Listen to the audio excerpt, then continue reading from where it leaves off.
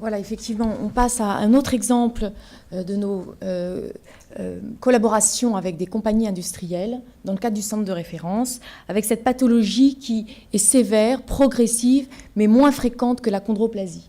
Alors, la FOP, dans sa forme classique, comporte deux axes. Il y a d'abord une malformation congénitale qui est un rétrécissement et une déviation du premier orteil, ce qu'on appelle l'hallux valgus, qui doit être un signe à la naissance faisant évoquer avant tout cette pathologie.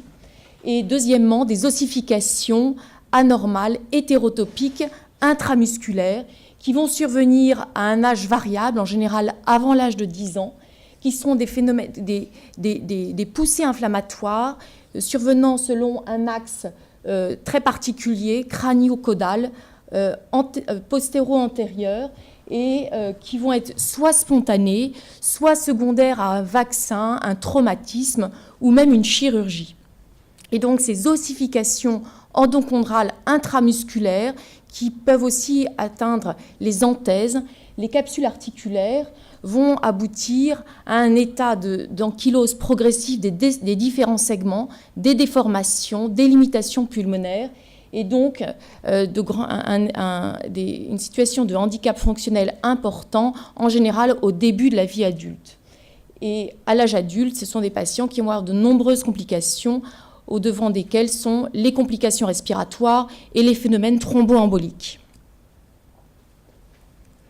Voilà quelques images tirées des travaux de Kaplan et ses collègues de l'Université de Pennsylvanie qui ont travaillé énormément sur cette pathologie depuis les 30 dernières années et qui ont mis en évidence l'anomalie moléculaire sous-jacente qui a permis ensuite tous les travaux de développement de nouvelles thérapeutiques. Alors, en termes d'épidémiologie, on est beaucoup plus rare que pour la chondroplasie. On rappelle donc la chondroplasie, une naissance sur 15 000. Là, on est plus à une naissance sur 700 000.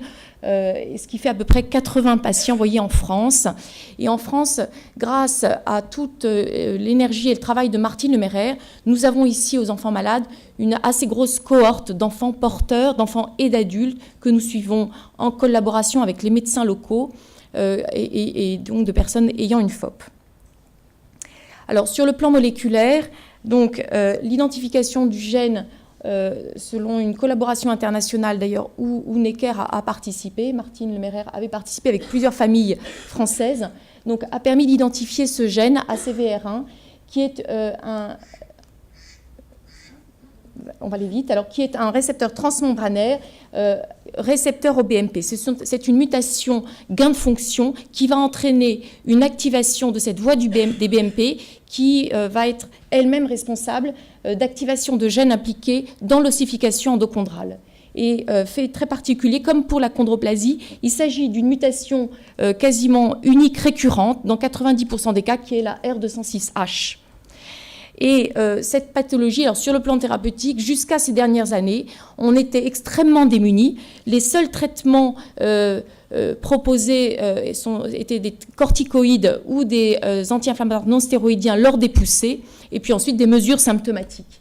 Et récemment, sur des travaux académiques collaboratifs, avec en particulier cette université de Pennsylvanie, travaux de Kaplan et de Pacivici, ont mis en évidence l'efficacité de RAR gamma, donc d'agoniste au récepteur à l'acide rétinoïque de type gamma, qui est un inhibiteur puissant de l'ossification endochondrale. Donc l'idée était d'intervenir dans, parce qu'on a été un peu vite, dans la seconde partie du développement de ces lésions.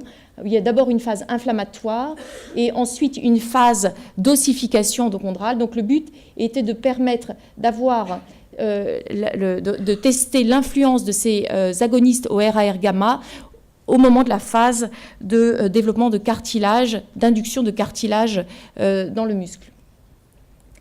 Voilà, donc il y a actuellement deux études développées par le laboratoire Clementia, la compagnie Clementia, qui est une petite compagnie, une start-up canadienne qui a pris cette idée académique et essaye de la porter au bout jusqu'au marché. Donc il y a tout d'abord comme d'habitude, une étude d'histoire naturelle extrêmement importante, qui est une étude multicentrique, avec actuellement 6 sites sur différents continents qui sont impliqués. À Necker, c'est également Kiman qui en effectue la coordination. Nous avons des patients de plus de 5 ans, 12 patients actuellement inclus, qu'on va suivre sur 3 ans au minimum, afin de voir l'histoire naturelle des différents profils de ces patients. Et puis, il y a une étude thérapeutique. Celle-ci donc, a commencé il y a 18 mois. Et c'est aussi une étude multicentrique qui consiste à donner ce RAR gamma agoniste qui s'appelle le palovarotène. En fait, on est dans un système de repositionnement parce que ce médicament avait été développé dans une autre indication qui était de l'emphysème pulmonaire. Et donc, Clemencia a développé ce protocole qui est un protocole contre placebo, avec également une phase d'administration initiale suivie d'une phase d'extension. On est parti pour au moins 2 ans, avec des critères d'inclusion extrêmement stricts. C'est un traitement des poussées, des évaluations régulières sur le site et également une étude coordonnée par Kiman. Pour cette étude, pour ces 2 études, pour toutes ces études, nous bénéficions de l'aide extrêmement précieuse des ARC et des infirmiers de recherche clinique d'Imagine, et notamment pour la FOP. Ce sont des patients extrêmement difficiles à prélever à cause de leurs limitations, à cause de la crainte de toute ponction. Et donc, effectivement, ce sont des études extrêmement délicates. Et sans vous, on ne pourrait rien faire. On est des maillons d'une chaîne immense, mais on pense vraiment pouvoir illustrer à Imagine ce que sont ces études bioindustrielles. Et voilà, et tout ça, bien sûr, grâce à la collaboration avec tous les spécialistes locaux et puis tous nos collaborateurs des centres de compétences de tout le territoire, bien sûr toute l'équipe de recherche du 3e étage, et puis les services partenaires, et bien sûr les patients et les associations.